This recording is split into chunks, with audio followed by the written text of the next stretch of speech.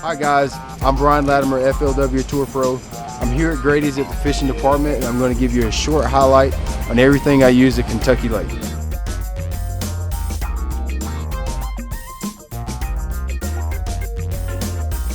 Of course, Kentucky Lake is one of the historic TVA lakes. We went there in the first part of June, so you know the fish are pretty much going to be offshore. Fish are done spawning for the year. It had a good warming trend before the tournament.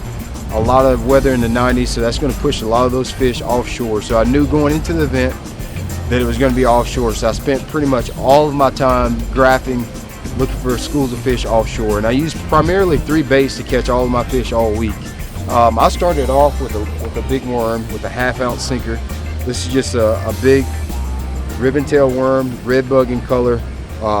This is a 1/2 ounce swing head with a 6/0 Gamakatsu hook in it.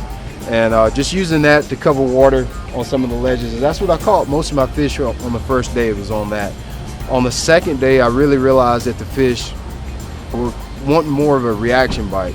A lot of the smaller fish were eating the finesse presentations like the worm, the wacky rig, and a lot of the bottom dragging baits. But on day one, my co-angler caught 2 giants on a crankbait. He caught one on a 8XD like this. This is just a chartreuse and blue.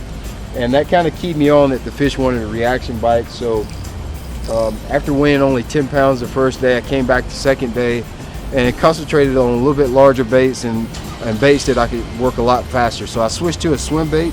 This is just a hollow belly swim bait in a shad pattern with the 3/4 ounce sinker. And I started to use that, and I got a lot better bites on that day. I caught 2 5-pounders, maybe one that was pushing 6. And that really propelled me way up the standings. I ended up weighing almost 20 pounds that day, and I went from the hundreds all the way to 43rd place.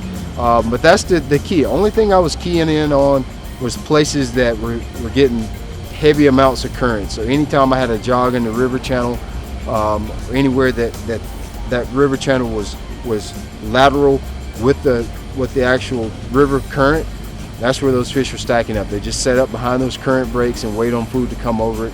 And anytime they turn on the water, the fish started to bite just like clockwork. So anytime you're going to the TVA lake, current is paramount. Just look for those places that are parallel with the current, and you're always going to catch fish.